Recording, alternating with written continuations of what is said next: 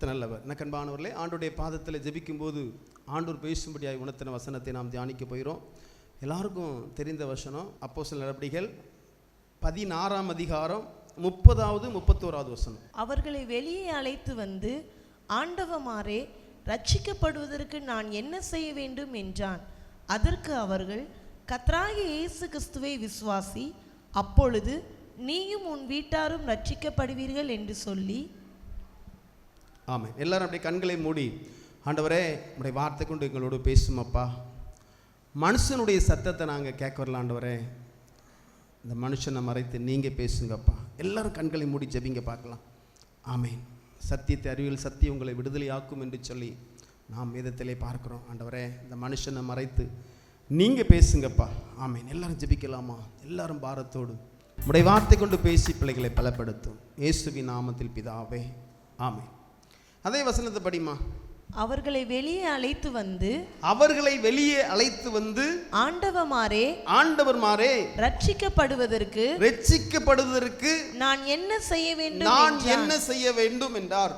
அதற்கு அவர்கள் கர்த்தராகிய இயேசு கிறிஸ்துவை விசுவாசி, அப்பொழுது நீயும் உன் வீட்டாரும் ரட்சிக்கப்படுவீர்கள் என்று சொல்லி. ஆமென். எனக்கு அன்பானவர்களே, இதை குறித்து அன்றைக்கு நாம் தியானிக்க போகிறோம். இன்றைக்கு அநேகருக்குள்ள ஒரு கேள்வி. என்ன கேள்வி அப்படின்னா, ஏன் என் குடும்பம் ரட்சிக்கப்படலை, ஏன் இன்னும் என் குடும்பத்தில் எல்லாரும் ரட்சிக்கப்படலை, எதற்கு என்று சொல்லி இன்றைக்கு நிறையவருக்குள்ளே ஒரு கேள்வி. ஒரு வீட்டில் ஒருத்தர் ரட்சிக்கப்பட்டிருக்காங்க, இல்லை 2 பேர் ரட்சிக்கப்படுறாங்க. சில வீடுகளில் சபையில் ஐக்கியப்பட்டாங்க, ஒருவரோட ரட்சிக்கப்படலை. ஆனால் தெளிவாக நம்ம பைபிளில் பார்க்குறோம், ஒரு சிறைச்சாலை அதிகாரியுடைய குடும்பம் ஒரே நாளில் ரட்சிக்கப்பட்டு ஞானஸ்தானம் எடுக்கிறார்கள். இதை குறித்து அன்றைக்கு நாம் தியானிக்க போகிறோம். அப்போஸ்தலர் நாட்களில் அவர்கள் ஊழியம் செய்த நாட்கள் நடந்த ஒரு சம்பவத்தை தான் அன்றைக்கு நம்ம தியானிக்க போகிறோம். எனக்கு அன்பானவர்களே, உண்மையிலே அந்த கேள்விக்கு இன்றைக்கி உங்களுக்கு ஒரு பதில் வந்துடும். எதற்காக இன்றைக்கி பாருங்கள், நிறைய வீடுகளில் பார்த்தீங்கன்னா ஆவிக்குரிய கூட்டத்துக்கெலாம் வரமாட்டாங்க. பார்த்துருக்கீங்களா? இவங்களை மட்டும் அனுப்புவாங்க, மனைவியை மட்டும். இப்படி நிறைய வீடுகளில் அப்படி இருக்குது. என்ன காரணம்? இது எதற்காக? அன்றைக்கு அந்த சிறைச்சாலை அதிகாரி கேட்குறாரு பவுல்ட்டையும் சீலாவட்டையும். பாருங்கள் வார்த்தையை பாருங்கள். அவர்களை பவுலையும் சீலாவையும் வெளியே அழைத்து வந்து, ஆண்டவமாரே, ரட்சிக்கப்படுவதற்கு நான் என்ன செய்ய வேண்டும்? கேள்வி பாருங்க. ரட்சிக்கப்படுவதற்கு நான் என்ன செய்ய வேண்டும்? அப்புறம் அவங்க சொல்றாங்க, அதற்கு அவர்கள், கர்த்தராகிய இயேசு கிறிஸ்துவை விசுவாசி, அப்பொழுது நீயும் உன் வீட்டாரும் ரட்சிக்கப்படுவீர்கள். நான் 33ஆம் வசனத்தை படிக்கிறேன் பாருங்க. மேலும் ராத்திரியிலே அந்நேரத்திலே தானே அவன் அவர்களை அழைத்து கொண்டு போய் அவர்களுடைய காயங்களை கழுவினான். அவனும் அவருடையவர்கள் அனைவரும் உடனே ஞானஸ்தானம் பெற்றார்கள். இன்றைக்கு இதை குறித்து அன்றைக்கு நாம் தியானிக்க போகிறோம். அன்றைக்கு அப்போஸ்தலர் நாட்கள் நடந்த, சிறையில் நடந்த ஒரு பெரிய ஒரு அற்புதம் நடந்துச்சு. அதை குறித்து தியானிக்க போகிறோம். உங்களுக்குள்ளே இருக்கிற நிறைய கேள்வி இன்னைக்கு அதுக்கு விட கிடைச்சிடும். எனக்கு அன்பா நல்லா கோடமாக கேளுங்க. ரட்சிக்கப்படாதபடி பரலோகம் போக முடியாது. நீங்கள் ரட்சிக்கப்பட்டாதான் பரலோகத்துக்கு போக முடியும். அல்ல நம்ம கிறிஸ்தவனாய் வாழ்ந்து பரிதபிக்கப்பட்டவர்களாக இருப்போம். ரட்சிப்பு தான் முக்கியம். இதுதான் ரட்சிக்கப்பட்டவங்க பேர் தான் ஜீவ புஸ்தகத்தில் எழுதப்படும். ஆமேன். இது ரொம்ப முக்கியம். பாவத்திலிருந்து விடுதலையாக்கப்பட்டு அந்த பாவமன்னிப்பை நிச்சயத்தை பெறுறது தான் ரட்சிப்பு. இதை பெற்றுக்கொள்ளாதபடி நாம் பூமியிலே வாழ்ந்தோம் என்று சொன்னால் உண்மையிலே அது ஒரு வாழ்க்கை இல்லைங்க. எனக்கு அன்பானவர்களே, இதை குறித்து நம்ம கொஞ்சம் ஆழமாக நம்ம கேட்குறான் பாருங்க. அந்த சிறைச்சாலை, ஆண்டவர்மாரே, நான் ரட்சிக்கப்படுவதற்கு என்ன செய்ய வேண்டும்? இன்றைக்கு எல்லாரும் அப்படி கேட்கணுங்க. எப்படி இந்த ஒரு கேள்வி வந்துச்சு? முதல்ல அதை நம்ம பார்க்கணும். பாருங்க, அவன் கேட்குறான் பாருங்க. அவர்கள் ஆண்டவர்மாரே, ரட்சிக்கப்படுவதற்கு நான் என்ன செய்ய வேண்டும்? எனக்கு அன்பா, இன்றைக்கு எப்படி இருக்கு தெரியுமா? வார்த்தையை கேட்குறாங்க, வசனத்தை கேட்டு அப்படியே வெறுமையாக வீட்டுக்கு போயிடுறாங்க. எனக்கு அன்பானவர்களே, சிறைச்சாலையில் நடந்த ஒரு சம்பவம். அந்த சிறைச்சாலையுடைய அதிகாரி அவன் கேட்குறான், ஆண்டவன்மாரே, நான் ரட்சிக்கப்படுவதற்கு என்ன செய்ய வேண்டும்? இதை கொஞ்சம் ஆழமாக நம்ம பார்க்கும்போது கண்டிப்பாக நமக்குள்ள நிறைய பிள்ளைகள் இருக்கும். அதை நம்ம தெரிந்து கொள்ளணும். இவ்வளோ காலம் கிட்டத்தட்ட சிலவங்க 40 வருஷம் 50 வருஷமாக புருஷன் கூட வாழ்கிறாங்க. ஏன் இவங்க மூலமாக புருஷன் ரட்சிக்கப்படலை? போன வாரத்தில் ஒரு அம்மா ஒரு கேள்வி கேட்குறாங்க. ஏன்னா இந்த ஊரில் நாங்கள் எங்கள் குடும்பம் ஒரு 3 குடும்பம் தான் நாங்கள் வந்து ஆண்டவரை ஏற்றுக்கொண்டிருக்கோம். என்ன அப்படின்னா என் கணவர் என்ன ரட்சிக்கப்படலைனே, ரொம்ப கஷ்டமாக இருக்குது. எப்போனே ரட்சிக்கப்படுவாங்க எங்கள் கணவர்? இந்த அம்மா கேட்குது. அவங்கள்ட்ட நான் கொஞ்சம் வசனத்தை பேசிட்டு நான் அதுக்கப்புறம் நீங்கள் என்கிட்ட இப்போ நீங்கள் பேசுங்கக்கா, நான் ஃபோனில் பேசுங்க, நான் உங்களுக்கு அதுக்கு சொல்கிறேன். பாருங்க, இன்றைக்கு நிறைய பேருக்குள்ளே அந்த ஊரில் நிறைய ஜனங்கள் ஆண்டவரை அறியாத ஜனங்கள் ஒரு 3 குடும்பம். அதில் ஒரு குடும்பம் நல்ல ஒரு ஆவிக்குரிய ஒரு சகோதரி கேட்குறாங்க, ஏன் என் கணவர் இன்னும் ரட்சிக்கப்படலை, ஏன் இன்னும் அவர் குடிக்கிறாரு, இன்னும் அவர் பாவத்தில் தான் இருக்கிறாரு, ஆனால் சபைக்கு வராரு அப்படிங்கிறாங்க. எனக்கு அன்பானவர்களே, இதை கொஞ்சம் ஆழமாக நம்ம தியானிக்கும் போது கண்டிப்பாக ஆமாம், பவுலும் சீலாவும் ஊழியம் செய்த நாட்களில் என்ன நடந்துச்சு அப்படின்னா, ஏன் அவங்களை சிறைசாலையில் போட்டாங்க, முதல்ல அதை நம்ம பார்க்கணும். ஒரு பட்டணத்தில் ஒரு மனுஷன் என்ன செய்கிறான் அப்படின்னா, ஒரு குறி சொல்கிற ஒரு பொம்பளை வைத்து விட்டு அவள் குறி சொல்கிறது நிமித்தம் அநேக சம்பாத்தியத்தை பண்ணிட்டு இருக்கிறான். நல்ல கவனமாக கேளுங்க. அந்த ஏரியாவில் பவுலும் சீலாவும் ஒரு வீட்டில் தங்கியிருக்கிறாங்க. லீதியால் என்று சொல்லி ஒரு ஆண்டோடைய பிள்ளை வீட்டில் தங்கியிருக்காங்க. அவள் அடிக்கடி வந்து பவுல்கிட்ட என்ன சொல்கிறார் அப்படின்னா, படிக்கிறேன் கவனமாக கேளுங்க. அதில் நீங்கள் பார்த்தீங்கன்னா அவள் நான் படிக்கிறேன் 17ஆம் வசனம். அவள் பவுலையும் எங்களையும் பின்தொடர்ந்து வந்து, இந்த மனுஷன் உண்மையான தேவனுடைய ஊழியக்காரர், ரட்சிப்பின் வழியை நமக்கு அறிவிக்கிறவர்கள் என்று சத்தமிட்டாள். இன்றைக்கு நம்ம ஊழியம் செய்கிறோம் அப்படின்னா நல்ல கவனமாக கேளுங்க, ரட்சிப்பின் வழியை கொண்டு போனங்க, அதான் உண்மையான ஊழியக்காரங்க. புரியுதா? கர்த்தர் உன்னை ஆசீர்வதிப்பார், அவர் உன்னை உயர்த்துவார், அவர் உன்னை வாளாக்காமல் தலையாக்குவார். இதே தான் இன்றைக்கு பாடிட்டு இருக்காங்க. இங்க பாருங்க, பவுலை குறித்து அந்த பிசாசு பிடித்த அந்த பிசாசு, ஒரு ஸ்திரீக்குள்ளே இருந்த பிசாசு, அது என்ன சொல்லுது பாருங்க, இந்த மனுஷன் உண்மையான தேவனுடைய ஊழியக்காரர், ரட்சிப்பின் வழியை நமக்கு அறிவிக்கிறவர்கள் என்று சத்தமிட்டாள். இந்த மனுஷன் உண்மையான ஊழியக்காரர், இதாங்க வேணும் ஊழியக்காரங்களுக்கு. இந்த மனுஷன் உண்மையான ஊழியக்காரர், இவர் ரட்சிப்பின் வழியை அறிவிக்கிறார். யார் சொல்றா? பிசாசு, ஒரு குறி சொல்ற பிசாசு பிடித்திருக்க ஒரு ஆவி பிடித்தவள் சொல்லுகிறாள். அடுத்த வசனத்தை நான் படிக்கிறேன், 18ஆம் வசனம். இப்படி அநேக நாள் செய்து கொண்டு வந்தால் பவுல் சினம் கொண்டு திரும்பி பார்த்து, நீ இவளை விட்டு புறப்படும்படி இயேசு கிறிஸ்துவின் நாமத்தினாலே உனக்கு கட்டளையிடுகிறேன் என்று அந்த ஆவியுடனே சொன்னான். அந்நேரமே அது புறப்பட்டு போயிற்று. கைகளை தட்டி கர்த்தர் நாமத்தை மைப்படுத்தும். ஆமென். கண்பானவர்களே, உண்மையிலே நீங்கள் ரட்சிக்கப்பட்டு அபிஷேகம் பெற்றிருந்தீங்கன்னா கண்டிப்பாக நீங்களும் பிசாசு பிடித்திருக்கவங்களை பார்த்து அந்த ஆவியை நாம் இயேசுவின் நாமத்தினால கட்டளையிடும் போது அது தானாகவே போயிடும். கைகளை தட்டி கர்த்தர் நாமத்தை மைப்படுத்தும். ஏன்னா அவருடைய நாமத்துக்கு அவ்வளோ வல்லமை உண்டு. அது மாத்திரமல்ல, ஆண்டவர் நம்மளை ரட்சித்து அபிஷேகிக்கிறதுனால அவர் நம்மோடு இருப்பார். அல்லேலூயா. இங்கே என்ன நடக்கு தெரியுமா? அந்நேரமே அந்த ஆவி அவ்வளோ விட்டு போயிட்டு, உடனே என்ன அந்த எஜமானுக்கு கோபம் வருது. ஏன் கோபம் வருதுன்னா, இவளை வச்சு தான் குறி சொல்கிறத வச்சு தான் சம்பாதிச்சிட்டு இருக்கான். உடனே அவனுக்கு கோபம் வந்து அவன் என்ன செய்யறான், அவங்கள தாறுமாற அடித்து அதிகாரிகள்கிட்ட கொண்டு அங்கே இருக்கிற சிறைச்சாலை அதிகாரிகள்கிட்ட கொண்டு போய் அவனை கொண்டு போய் இவங்க 2 பேரையும் போய் சிறைச்சாலை அடைச்சி வைக்கிறான். ஏன்னா கண்பானவர்களே, அநேக அடிகள் அடித்ததில் பாருங்கள், நீங்கள் பார்க்கும்போது பார்த்தீங்கன்னா அதில் பாருங்கள், நான் படிக்கிறேன் கவனம் பாருங்கள். அவர்களை அநேக அடிகள் அடித்த பின்பு சிறைச்சாலையில் வைத்து அவர்களை பத்திரமாய் காக்கும்படி சிறைச்சாலைக்காரனுக்கு கட்டளையிட்டார்கள். நல்ல கவனமாக கேளுங்க. சிறையில் இப்போ யார் இருக்கா அப்படின்னா பவுலும் சீலாவும் இருக்கிறாங்க. எதற்காக இருக்கிறாங்க சொல்லுங்க பார்க்கலாம். ஒரு குறி சொல்லுகிற ஆவியை, குறி சொல்றவள அவளுடைய ஆவியை துரத்தின உடனே அந்த அவளுடைய எஜமான் கோபம் வந்து, ஐயோ இனி நம்ம சம்பாதிக்க முடியாது என்று சொல்லி அப்படியே சிறைச்சாலையில் கொண்டு போய் அடைக்கிறாங்க. அவங்கள்ட்ட என்ன சொல்றாங்க பாருங்க. இது நீங்க அந்த படிச்சு பார்த்தீங்கன்னா ரொம்ப அருமையா இருக்கும் பாருங்க. அதுல அதை படிமா, 19ஆம் வசனத்தை படி பார்க்கலாம். அவளுடைய எஜமான்கள் தங்கள் ஆதாயத்தின் நம்பிக்கை அற்று போயிற்று என்று கண்டு பவுலையும் சீலாவையும் பிடித்து சந்தை வெளியில் உள்ள அதிகாரிகளிடத்தில் இழுத்து கொண்டு போனார்கள்.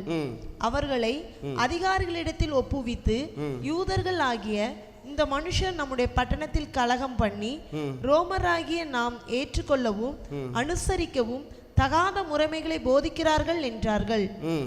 அப்பொழுது ஜனங்கள் கூட்டம் கூடி அவர்களுக்கு விரோதமாய் எழும்பினார்கள். பாருங்க, அதுல என்ன சொல்றாங்க அப்படின்னா, ரோமராகிய நாம் ஏற்றுக்கொள்ளவும் அனுசரிக்கும் தகாத முறைமைகளை போதித்தார்கள். ஆனா அந்த பிசாசு என்ன சொல்லுது அப்படின்னா, இவங்க உண்மையான ஊழியக்காரங்க. அந்த பிசாசுக்கு இவங்களை பார்த்தோன்னா பயம் வருது, கோபம் வருது, சினம் கொண்டு பயம் வருது, கோபம் வருது. அவங்க என்ன சொல்றாங்க அப்படின்னா, பிசாசு என்ன சொல்லுது அப்படின்னா, இவங்க ரட்சிப்பின் வழியை சொல்ல வந்திருக்கிறாங்கன்னு சொல்லுது. நல்ல கவனமா கேளுங்க. இங்க என்ன நடக்கு அப்படின்னா, சிறைச்சாலையில் பிடிச்சாச்சு, போட்டாச்சு, நல்ல அடிகளை அடித்து சிறைச்சாலையில் இருக்கிறாங்க. பாருங்க, அதுல பார்க்கும்போது நான் படிக்கிறேன், கவனமா கேளுங்க. அவர்கள் அநேக அடி அடித்த பின்பு சிறைச்சாலையிலே வைத்து அவர்களை பத்திரமாய் காக்கும்படி சிறைச்சாலைக்காரனுக்கு கட்டளையிட்டார்கள். அவன் இப்படிப்பட்ட கட்டளைகளை பெற்று அவர்கள் உட்காவல்களில் அடைத்து அவர்கள் கால்களை தொழு மரத்திலே மாட்டி வைத்தார்கள்.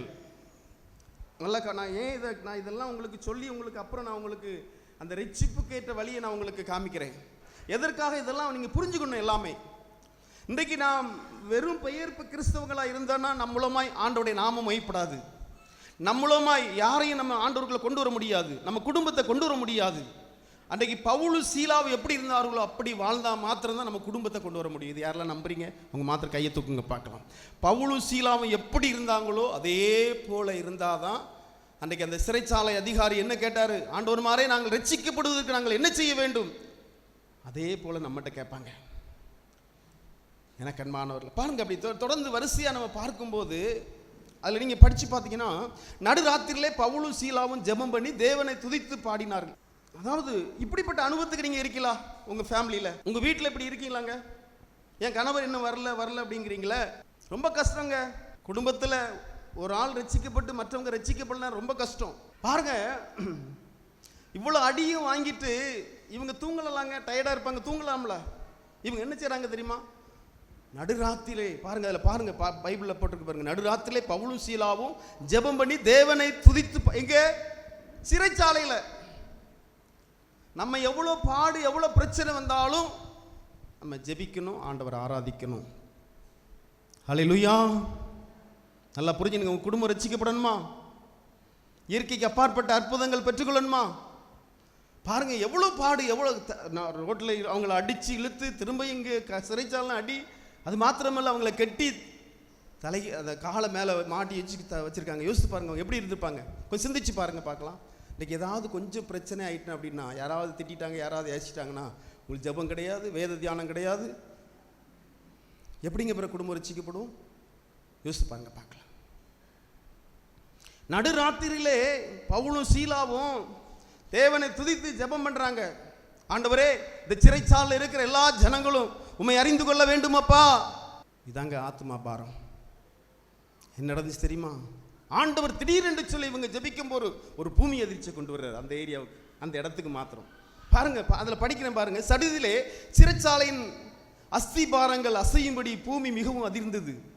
இது அந்த ஜெபத்தில் ஆண்டவர் கொண்டு வர்றாருங்க. கைகளை தட்டி கத்த நாமத்தை மையப்படுத்தும். எங்க கொண்டு வந்தாரு? சிறைச்சாலையில் இவ்வளோ அடி வாங்கிட்டு அவ்வளோ பலவீனத்திலையும் ஆண்டவரை துதித்து ஜெபிக்கிறாங்க. அந்த சிறைச்சாலையில் இருக்கிற எல்லா மனுஷனும் ரட்சிக்கப்படணும்ப்பா, உம்மை அறிந்து கொள்ள வேண்டும் தகப்பனே. நீர் பூமியில வந்து ஒரு சொட்டு ரத்தம் இல்லாதபடி ரத்தத்தை சிந்தினீங்கப்பா.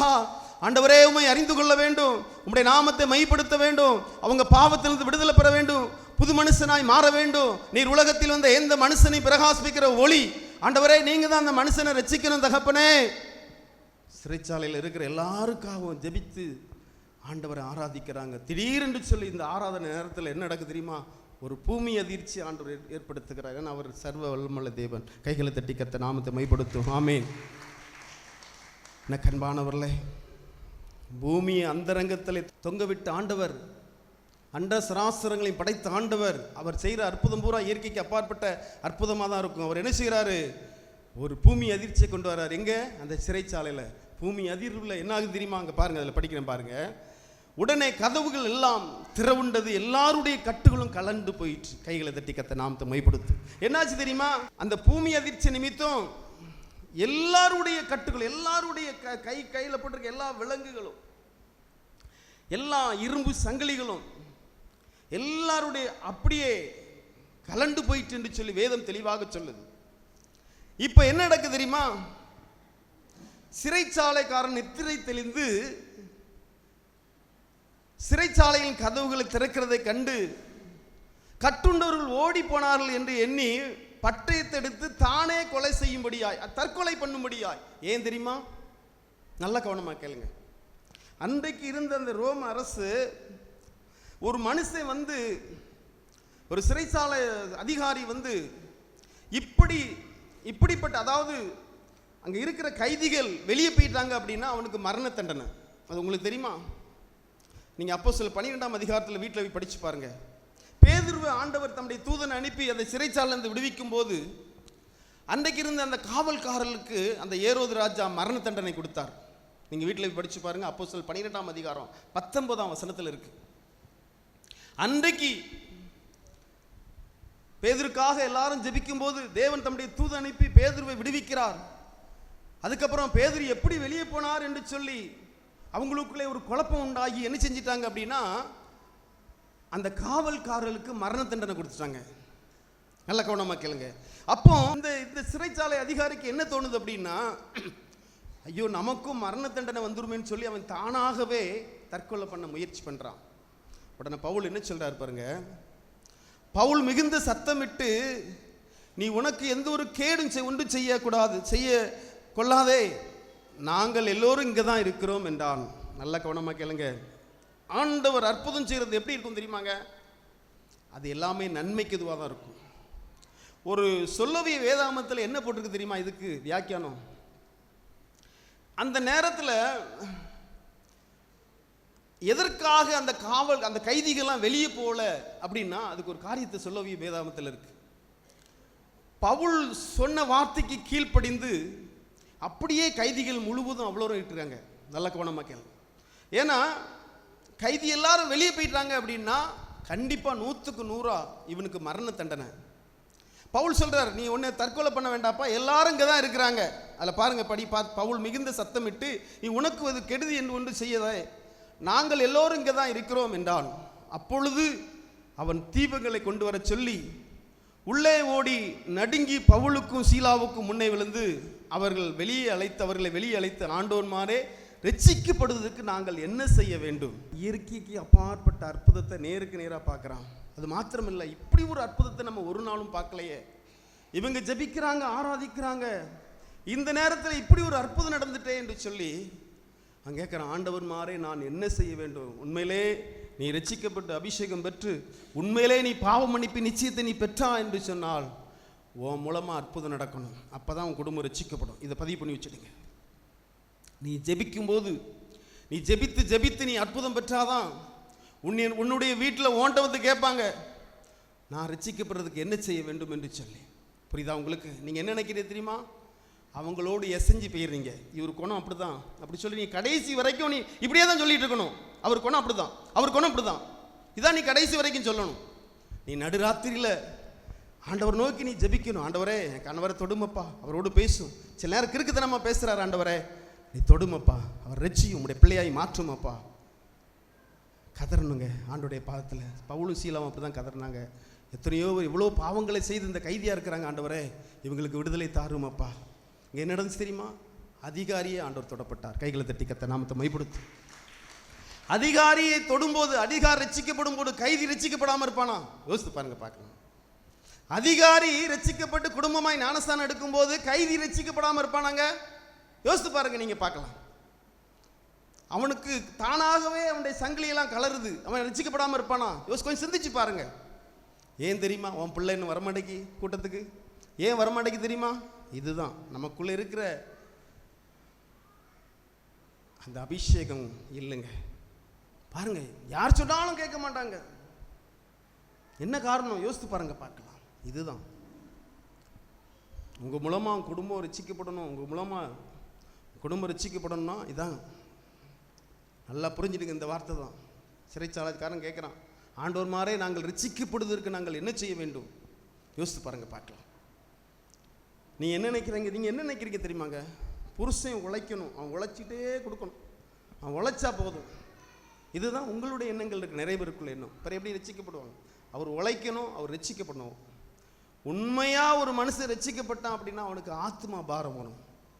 அவனுடைய எண்ணம் பூரா எப்படி இருக்கும் தெரியுமா? தன்னுடைய மனைவி ரட்சிக்கப்படணும், தன்னுடைய பிள்ளைகள் ரட்சிக்கப்படணும், குடும்பம் ரட்சிக்கப்படணும், நம்ம தெருவில் உள்ள பிள்ளைகள் ரட்சிக்கப்படணும், நம்ம சபையில் ரட்சிக்கப்படணும், நம்ம ஊர் ரட்சிக்கப்படணும், நம்முடைய தேசம் ரட்சிக்கப்படணும், உலகம் முழுதும் ரட்சிக்கப்பட்டு தான் வருவோம் நம்முடைய எண்ணங்கள். அப்போ அறக்குறையில் நம்ம இருக்கிறோம். அதுதான் காரணம். புரியுதா உங்களுக்கு? பேதுரு சொல்வார் தெரியுமா, நீங்களோ உங்களை அந்தகாரத்திலிருந்து ஆச்சரியமான ஒளிக்கு வரவழைத்துடைய புண்ணியங்களை அறிவிக்கும்படி தெரிந்து கொள்ளப்பட்ட சந்ததி. உங்களுக்குள்ளே ஆத்மா பாரம் இருக்காங்க, யோசித்து பாருங்க பார்க்கலாம். அவ்வளவு அடியை வாங்கிட்டு அவ்வளவு பலவீனத்தோடு சிறைச்சாலையில் என்ன செய்கிறாங்க பார்த்தீங்களா? அந்த சிறைச்சாலையில் இருக்கிற குடும்பங்களுக்காக ஜெபிக்கிறாங்க. எனக்கு அன்பான தேவனுடைய பிள்ளைகளே, அவர் ஒருபோதும் உங்களை கைவிட மாட்டார். ஆமென். நம்ம ஜெபிக்கும் போது கண்டிப்பாக ஆண்டவர் நம்மளுக்கு சுகத்தை தருவார், கையின் பியாசத்தை ஆசீர்வதிப்பார், நம்முடைய குடும்பத்தை பாதுகாப்பார். ஆனால் பெரிய ஆசீர்வாதம் என்ன தெரியுமாங்க?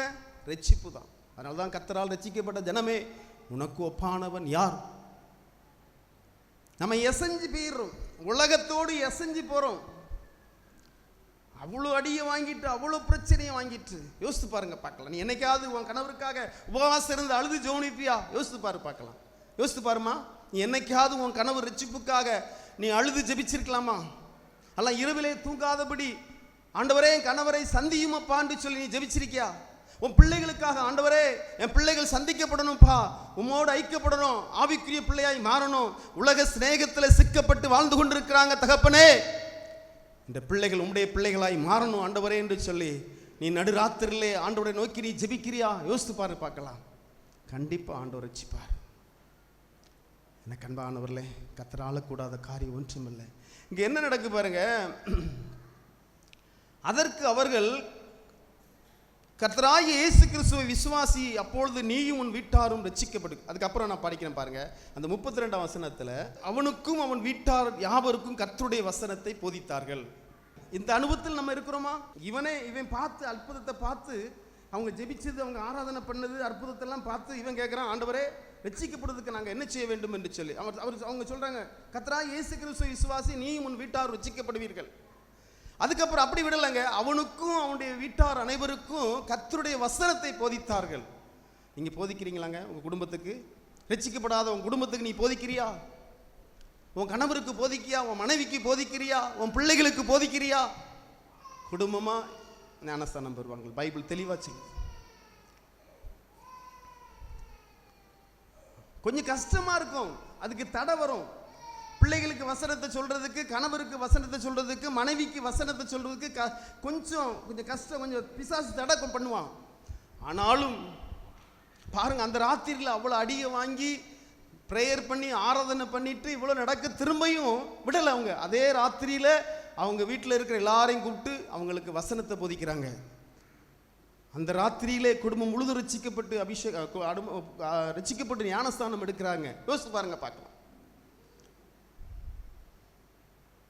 சரி, உனக்கு தான் வசனம் போதிக்க முடியல, இவன் பிள்ளைகள்கிட்ட நீ பைபிள் படிச்சியா? பைபிள் படியும் தொந்தரவு பண்ணுறீங்களாங்க? தொந்தரவு பண்ணுறீங்களா? பைபிள் படிக்கணும், நீ ஜெபிக்கணும், பைபிள் படிக்காமல் போவாத. அதுவும் கிடையாது. 2 நாள் சொல்கிறீங்க, அப்புறம் அப்படியே விட்டுறீங்க. யோசித்து பாருங்கம்மா, கொஞ்சம் சிந்திச்சு பாருங்க. இந்த வார்த்தையை இன்றைக்கு அநேகர் கேட்டுட்டு இருப்பாங்க. திங்கட்கிழமை டிவி மூலமாக அநேகர் கேட்பாங்க இந்த வசனத்தை. கொஞ்சம் அப்படியே சிந்திச்சு பாருங்க, யோசித்து பாருங்க பார்க்கலாம். வீட்டார் அனைவருக்கும் வசனத்தை போதித்தார்களாம். உடனே குடும்பமாய், எனக்கு அன்பானவர்களே, ஒரு மனுஷனுடைய சுபாவத்தை யார் மாற்ற முடியும் தெரியுமா? ஜீசஸ் மாத்திரந்தாங்க மாற்ற முடியும். கைகளை தட்டி கத்த நாமத்தை மைப்படும். ஆமென். அதை நீ பைபிள்ல இருந்து எடுத்து நீ சொல்லணும். ஆண்டவர் உனக்கு அந்த ஞானத்தை கொடுப்பார். உனக்கு ஆத்மா பாரம் வந்துச்சு அப்படின்னா அந்த ஞானத்தை ஆண்டவர் கொடுப்பார். அன்றைக்கு பவுல் சீலாவுக்கு எப்படி ஆத்மா பாரம் வந்துச்சோ அதே போல உங்களுக்கும் ஆத்மா பாரம் வரணுங்கிறதுக்காக தான் இன்றைக்கி ஆண்டவர் இந்த வார்த்தை கொண்டு உங்களோடு பேசிக்கிறார். எனக்கு அன்பானவர்களே, அவர் ஒருபோதும் நம்மளை கைவிட மாட்டார். கைகளை தட்டி கத்த நாமத்தை மைப்படுத்து. ஆமென். எனக்கு அன்பானவர்களே, கொஞ்சம் அப்படியே சிந்திச்சு பாருங்க. நம்ம மாத்திரம் ஆண்டவரை ஏற்றுக்கொண்டு நம்ம மாத்திரம் பரலோகம் போகணும், அதாங்க சித்தம் கிடையாது. அது தேவ சித்தம் கிடையாதுங்க. அது அப்போ நம்ம யோசிக்கணும், ஆண்டவரே நீங்க ஆண்டவர்கிட்ட பேசுங்க, ஆண்டவரே உண்மையாகவே நீர் என்னை ரட்சித்தீரா, உண்மையாகவே நான் ரட்சிக்கப்பட்டிருக்கேனா? நீங்க சொன்னீங்க கர்த்தராகிய இயேசு கிறிஸ்து விசுவாசி உன் வீட்டாரும் ரட்சிக்கப்படுவீர்கள் என்று சொன்னீங்களா ஆண்டவரே, அப்ப நான் உண்மையா ரட்சிக்கப்படலையா? எனக்கு அந்த பாவ மன்னிப்பு நிச்சயத்தை நீங்க தரலையா?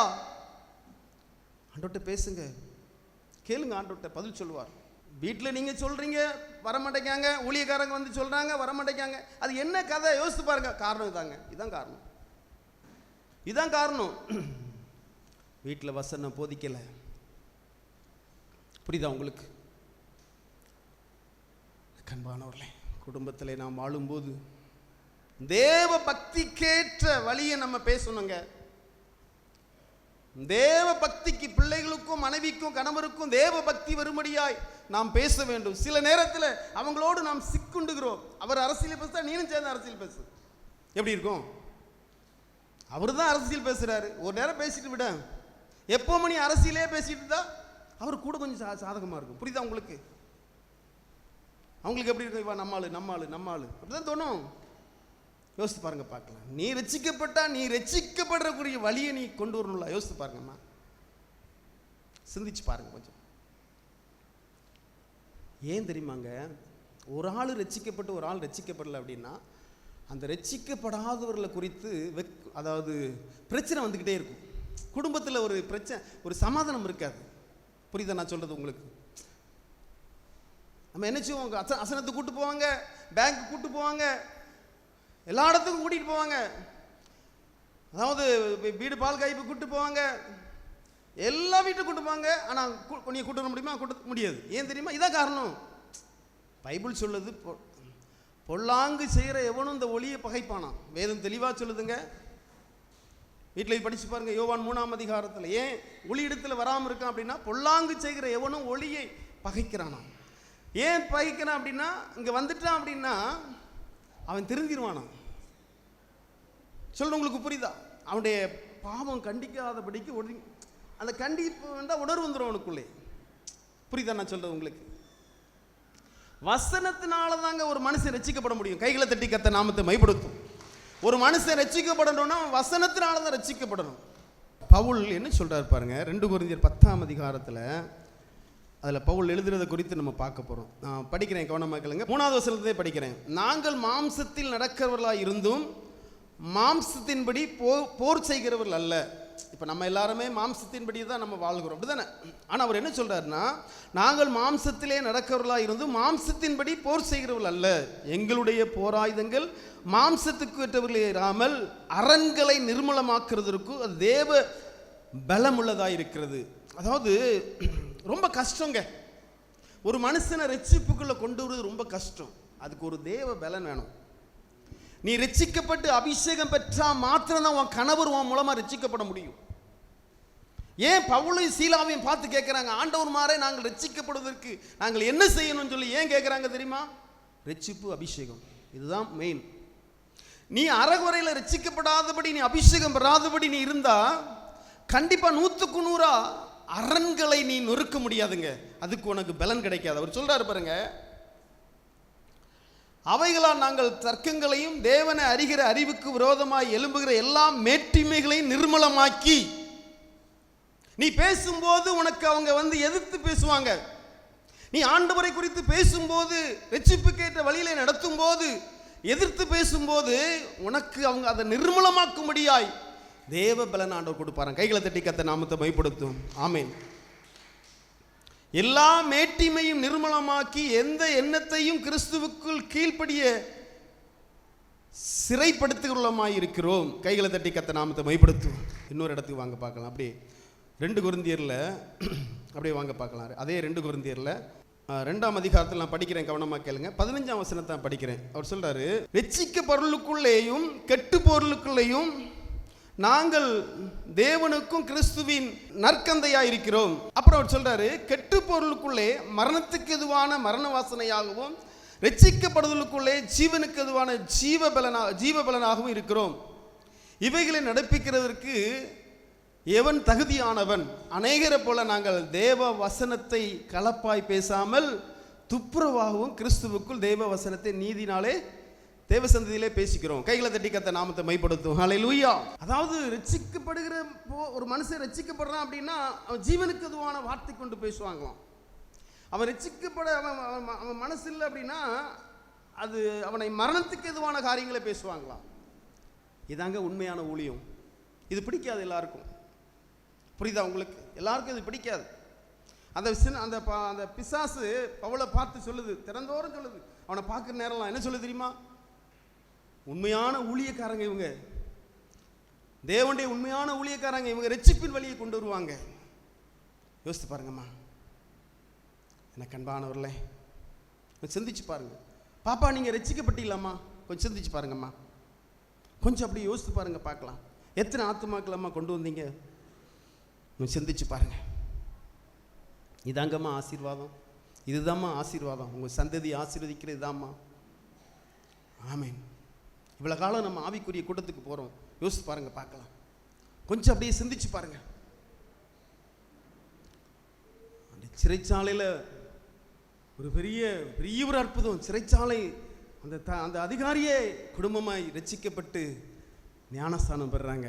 அதுக்குரிய வழியை தான் பார்த்தேன். எல்லாரும் எழுந்து நிற்கலாமா தேவ சமூகத்தில்?